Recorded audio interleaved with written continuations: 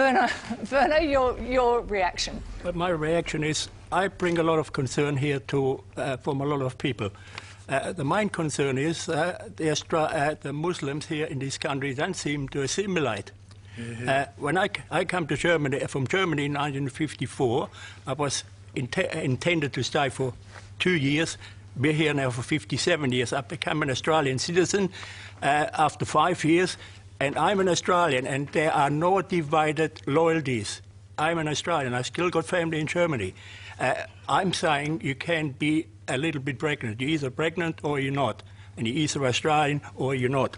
Okay. Now, can I get a response from Mariam? Do you want to respond to that? What would you say to Werner? Yeah, in terms of the whole topic about Islamophobia, you know, the sentiment felt in Australia, I think, first of all, we do need to draw that distinction between what's felt in the US and what's felt in the UK versus what's felt here.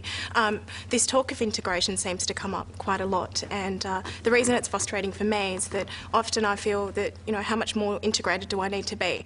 I work as a corporate solicitor, you know, in the corporate world. I live in the North Shore, we made references to that earlier. I understand your concern with respect to a proportion of Muslims who, you know, generally live perhaps in different areas of Sydney. I think we need to understand the root cause of that, however. And I think the other thing to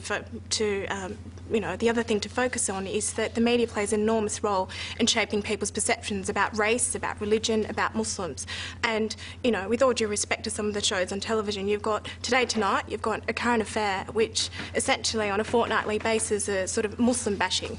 And so when you get, you know, the perception of Muslims through a lot of the people, mainstream people, their understanding of Islam is established through some ridiculous documentary focusing on extremism or A Current Affair, you know, Muslim bashing. So we've got to understand where are we getting our knowledge about Muslims. And okay, quick response. Well, I'm not here for Muslim bashing. I just want some answers.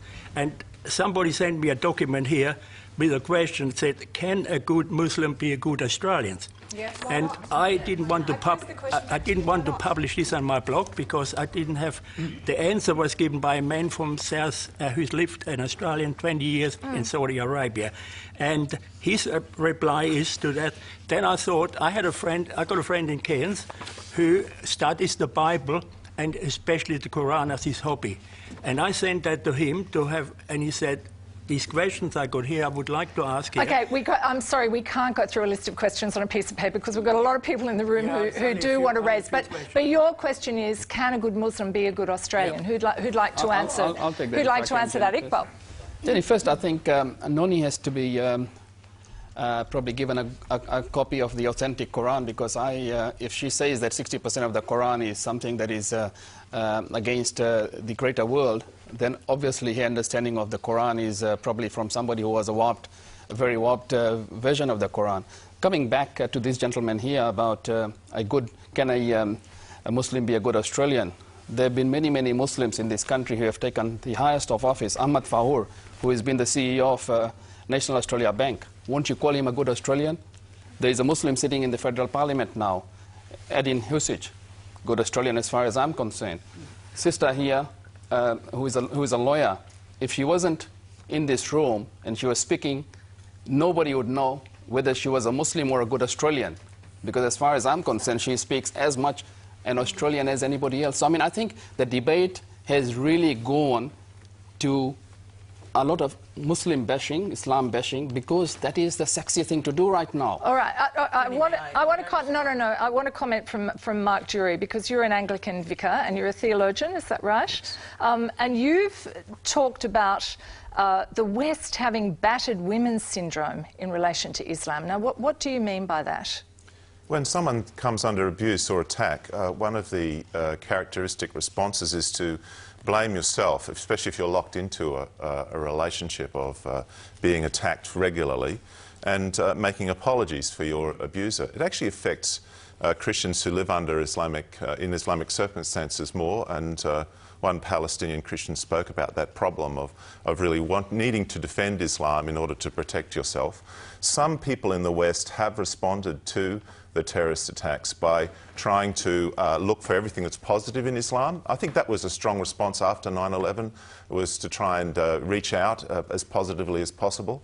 But in the end, there are some disturbing messages in the Quran. There are declarations of war against non-believers. There is a declaration that Islam should be triumphant over other religions. And the problem is this is not just in the book, but there are preachers throughout the Islamic world that preach sermons on those messages, and we in the West are hearing about that. Okay, Sheikh Salim, would you like to respond quickly before we go to the break? Okay. The war ayat, or whatever the verses related to war, was revealed in the context of the war.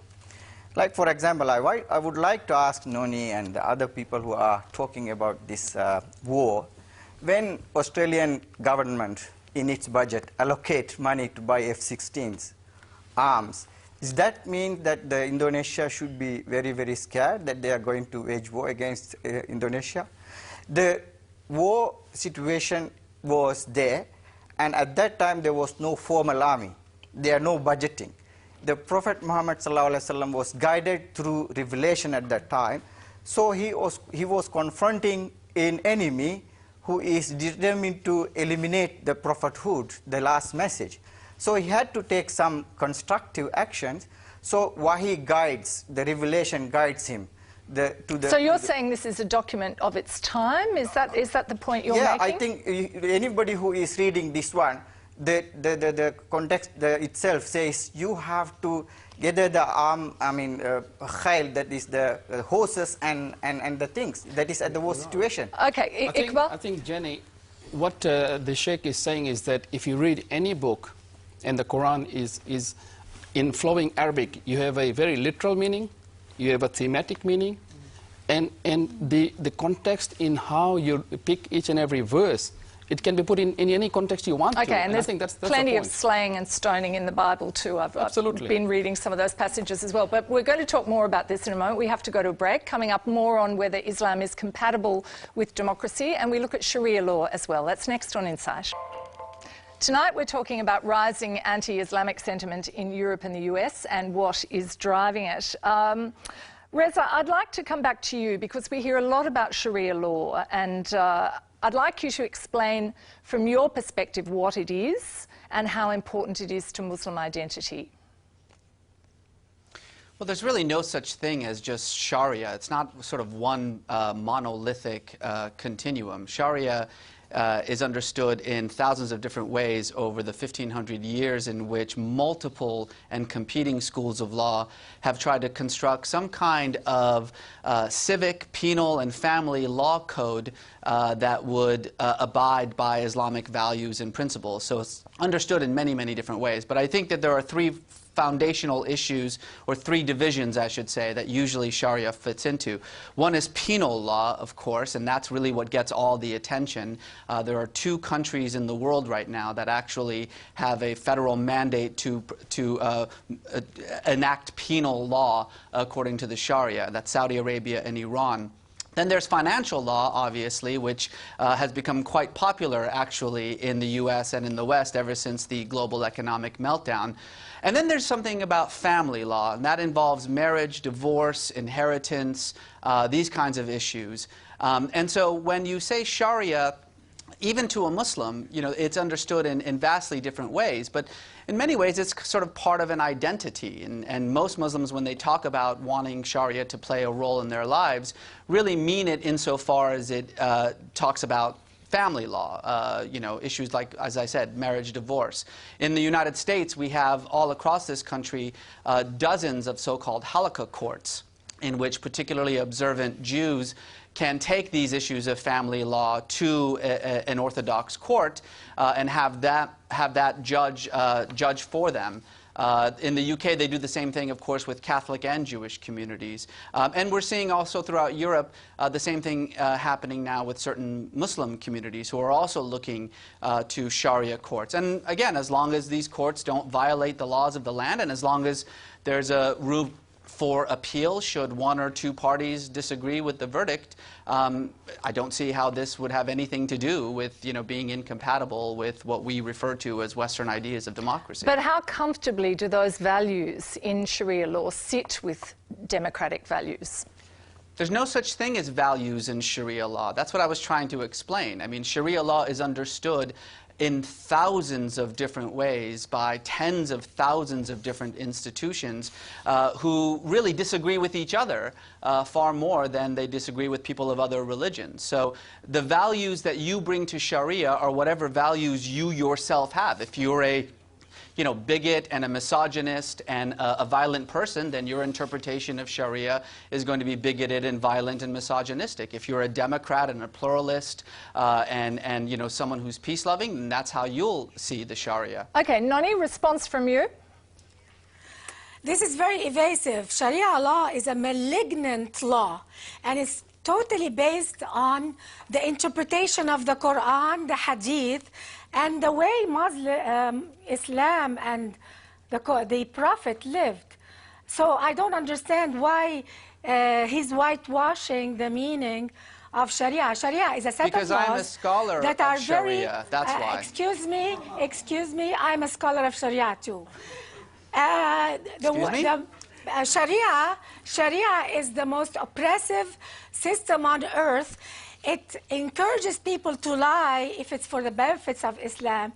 It doesn't allow Muslims to leave Islam, and there's a death penalty in all the schools of Sharia against those who leave Islam. Sharia defines what jihad is. Sharia is very clear. It's not as he's trying to show it. False statements. Sharia, please, I am speaking. Okay. I did not interrupt you. All right. Just okay. Noni, very quickly, and I'll get a response from Reza. Jihad is defined as a war against Muslims to establish the religion.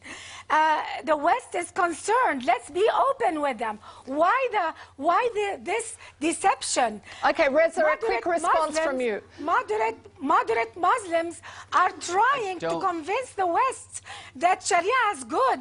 Okay, Noni, I'm going to stop you there. I think you've made your point, and I'm going to stop you there because we have a lot of other people who want to talk. Reza, quickly a response.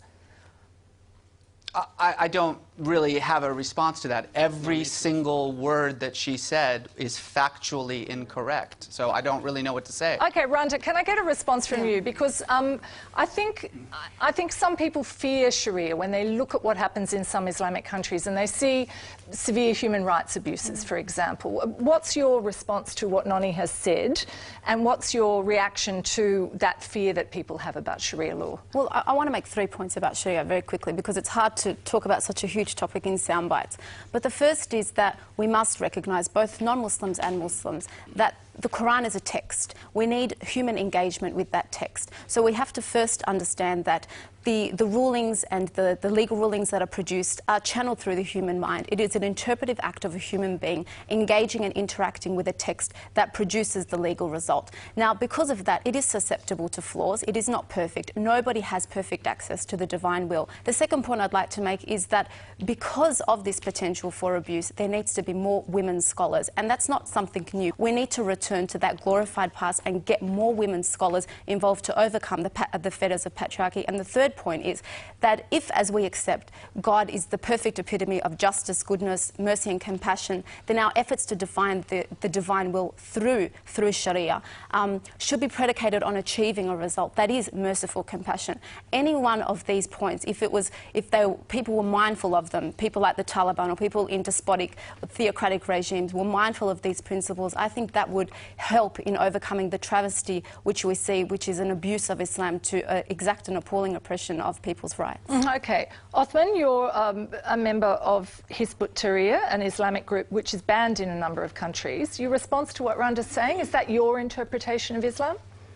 Well, look, I think I'd like to question the premise that's been put forth, not particularly by Randa, but by others, implicitly that it's democracy and the Enlightenment that Islam needs to be compared against, and it's as if Western liberalism is the standard and the Sharia here is on trial, and we can ask the question, well, what is the Sharia? Is it compatible? Is it not compatible?